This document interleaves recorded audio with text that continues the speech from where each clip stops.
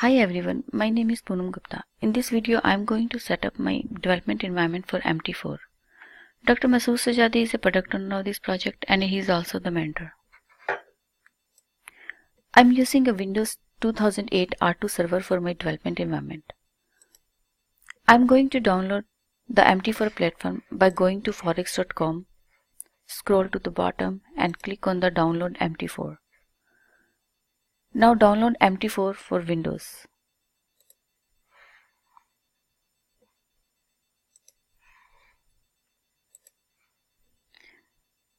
Now that I have downloaded it, I will install the software.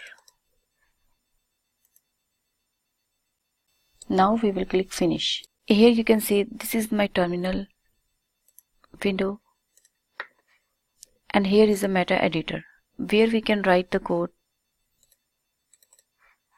and make our own EA.